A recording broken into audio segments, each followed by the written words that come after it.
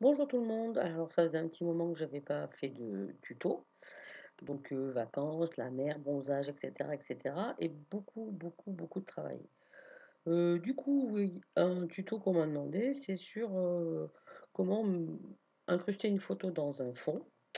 Euh, donc, je vais vous montrer juste une ou deux astuces pour que le travail soit facilité et que vous ne soyez pas embêté par les problèmes que vous pouvez rencontrer. Donc c'est un tuto plus pour les scrapeuses.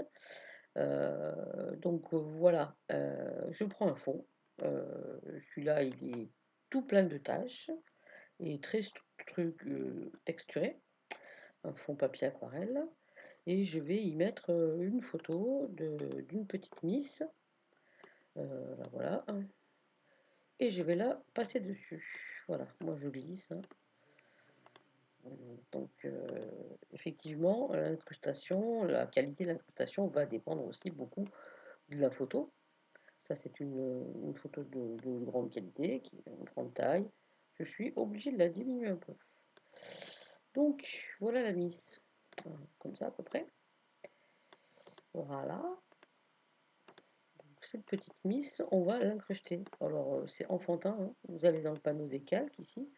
Donc, vous avez le calque de fond. Vous avez le calcul de la petite miss. Et vous avez les modes de fusion ici.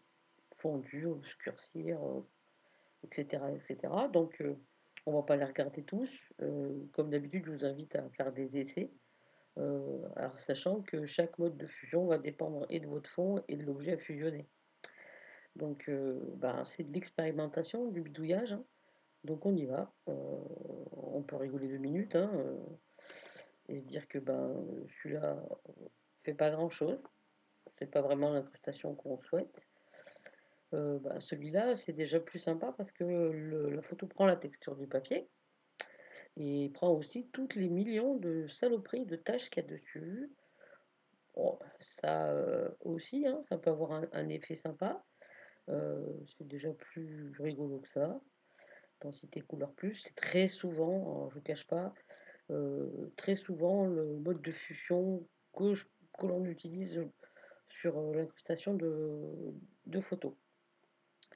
Parce qu'après, vous voyez, la photo revient, alors que là, elle était bien presque disparue. Reste l'essentiel. Là, elle y partit faire un tour. Là, ça ne sert à rien. Hop, encore disparu. Puis ça peut vite tourner au cauchemar. Un petit peu malade, la petite, là. Voilà. Oula, c'est presque Halloween. Donc, on revient donc au mode de fusion densité couleur plus. Et voilà ce qui arrive à tout le monde quand on veut incruster une photo sur un fond texturé, taché, coloré, et ben c'est pas terrible. Donc voilà une petite astuce, hein, pour celles qui la connaissent pas. Ce que je fais, donc je vais cliquer sur mon calque du papier de fond, je vais insérer un nouveau calque parce que je ne veux pas travailler sur l'arrière-plan parce que je peux faire des bêtises. Donc quand je bidouille, je crée toujours un calque intermédiaire et je vais aller venir nettoyer tout ça en prenant un pinceau très diffus. Euh, Pourquoi? Parce que si vous prenez un pinceau très solide, très net, ça va pas du tout faire un effet esthétique. Je vais vous montrer. Alors si vous prenez un pinceau alors où trouver les pinceaux, les brushes Photoshop, il y en a des millions sur des sites. Vous tapez brush Photoshop et vous tomberez sûrement sur des sites où il y a des brosses. Et donc il y en a certaines qui font des effets. Bon, moi j'ai une série de brosses là qui est faite pour faire des effets. Euh, Ça, c'est ma page Facebook, on s'en cague. Voilà, je vais vous montrer là-dessus, par exemple, ce que ça donne comme effet, celle-là. Comme ça, vous verrez. C'est assez diffus. En fait, c'est un fond de texture. Quand on s'approche, on voit que euh, ma brosse, elle a plein de petits points. Voilà, c'est très diffus. Voilà. Euh, du coup, on revient à notre petite astuce. Donc, je travaille sur le calque intermédiaire. Je vais aller prendre la couleur la plus proche de la couleur ambiante, hein, plutôt claire. Donc, bon, c'est presque blanc, hein, on va dire. Et je vais venir nettoyer le visage de la petite. Attendez, je vais agrandir. Celui-là, on voit pas grand-chose, voilà. Hop, elle a une grosse tache en plein milieu du nez. Voilà. Donc je disais, je mets sur claque intermédiaire et je vais venir lui nettoyer le visage, comme avec une petite lingette. Donc je procède doucement, hein, pour pas trop empiéter sur le reste. Je veux juste dégager le visage. Le reste, c'est pas un souci.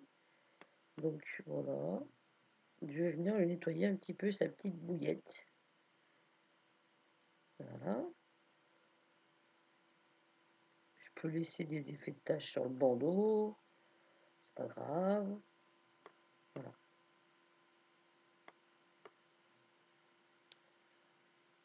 Donc voilà une incrustation qui est déjà plus acceptable. Après, on peut s'amuser à fusionner ce calque-là avec celui d'en dessous, mais en l'occurrence, ça fait revenir les taches, puisque, et là, ça devient n'importe quoi. Oula, voilà. Luminosité, ça fonctionne. Vous voyez, il faut vraiment bidouiller. On va rester sur normal. Le but de l'opération était de rendre son visage plus propre. C'est peut-être un peu trop. Quand vous voyez que ça fait trop blanc, vous allez jouer sur l'opacité de ce calque que vous venez de peindre, hein. Si vous voyez, je peux faire revenir, voilà, de manière à ce que ce soit pas trop taché. Moi, je sais que personnellement, j'ai du mal à supporter quand il y a trop de taches sur le visage d'un enfant. Euh, voilà. Donc, pour terminer correctement cette incrustation, hein, on va nettoyer aussi l'effet photo carré, hein. Donc, dans ce cas-là, vous allez travailler sur la photo elle-même. Vous prenez une gomme et pareil. Si vous prenez une gomme trop dure, les gommes dures, elles sont là. C'est une gomme normale, et la démarcation se voit entre la photo et la page. Même si vous prenez une brosse floue, ça reste rond, vous voyez, ça fait quand même une démarcation. On garde cette espèce d'intensité foncée et la page claire. Je vais revenir en arrière du gommage, voilà. Donc pour gommer de manière artistique, je gomme avec la même brosse que j'ai utilisée pour peindre. Donc une gomme diffuse, enfin une brosse diffuse, et je vais venir gommer doucement, voilà, de manière à décolorer un peu cette partie-là et effacer. Et bon, si je le fais pas sur le bon truc, je peux gommer ce que tu veux, ça marchera pas. Je retourne sur la petite et je gomme. Voilà, vous voyez le rectangle commence à disparaître. Et la photo se fond véritablement sur la page. Et on n'a plus cette impression de carré, sauf ici en haut. Donc c'est vrai que quand tu as une photo qui est coupée en haut, il n'y a pas 36 000 solutions. On peut diminuer la gomme parce que là elle est énorme, venir le faire de façon plus délicate, voilà, pour éviter que ça fasse trop. Voilà, voilà. Voilà, après vous faites des retouches, hein, vous aimez pas ces petites taches là, vous allez repeindre dessus, hein, et elles disparaissent. Donc c'est la base. Si toutefois le résultat vous paraît pas lourd, on peut essayer de voir en dupliquant la photo. Vous pouvez la dupliquer, baisser son opacité, et de manière à ce que voilà, 36 c'est pas mal. Et j'ai dupliqué la photo et j'ai mis le calque de la deuxième couche de la photo à 36% d'opacité. Si j'enlève, vous voyez, ça fait plus pâle. pouvez aussi faire encore plus léger, hein. Voilà. Voilà comment on fait une incrustation. Alors, on peut l'essayer sur un autre fond. Euh, J'en ai préparé un, le voilà. Donc, ben, effectivement, on peut, comme vous venez de le voir avec cette astuce de nettoyer la partie de la photo qu'on veut voir dégager, ben, on peut le faire sur n'importe quel fond du coup. Donc on va l'essayer sur un fond qui est complexe parce que sa texture elle est ben, très pointilliste et sale quoi. Ça fait très. Donc allez mettre un visage là-dessus, c'est coton. Donc on va essayer. Bon déjà hop là, bonjour Pépette. Et en voyant ce qu'on peut faire sur le problème aussi des couleurs. La couleur de la photo incrustée avec la couleur du fond, bah, ça peut donner des trucs bizarres. Hop, on recommence. Et c'est assez facile. Donc on va toujours prendre la pépette, calque, et on y va. On va lui faire une densité couleur plus. Et comme vous pouvez le voir, il bille tout cracra. C'est pas terrible, hein. Donc on va procéder comme on a fait tout à l'heure. On crée un calque intermédiaire. On va aller chercher une couleur claire qui serait dans les grilles. On va vérifier, hein. On va vérifier, voilà. Ça c'est pas mal. Et on va se mettre à peindre. J'ai toujours du mal à voir où est le pinceau quand c'est ça là. C'est une toute petite tache. Hop, je vais dégager ça. Oh, bah t'es bien plus propre comme ça, une tunette. J'adore cette photo. Hop, voilà.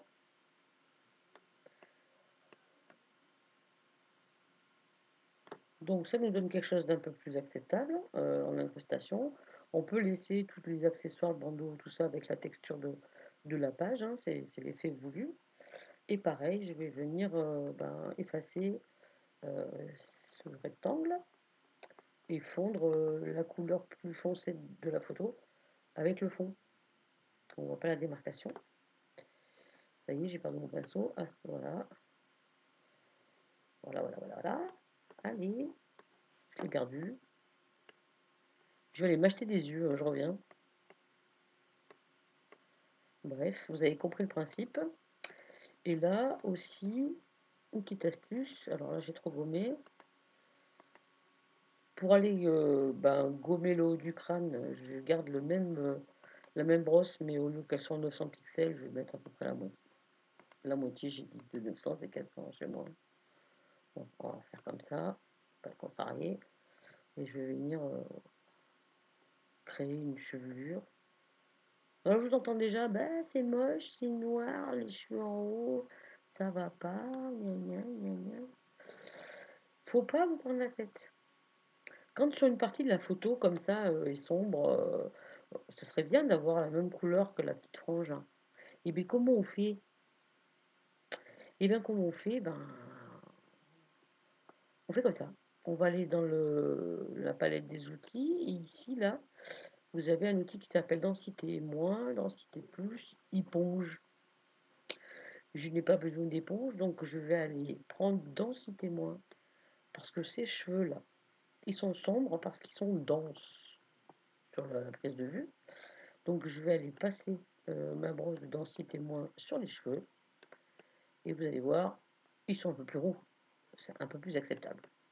Et bah, si vraiment on voulait aller travailler la couleur, on prendrait les outils de travail de couleur et on enlèverait un peu de rouge à ce roux. Mais vous voyez, c'est déjà moins choquant que tout à l'heure. Voilà, ben là pareil, hein, la petite miss est incrustée, mais on voit bien sa petite boule. Voilà pour ce tuto. Si vous avez des questions, ben n'hésitez pas à venir faire des commentaires sur le tutoriel et à très bientôt. Si j'arrive à éteindre la vidéo, comme d'hab, hein, on ne change pas une équipe qui gagne. Hop, au revoir, à très bientôt. Salut bande de nazes.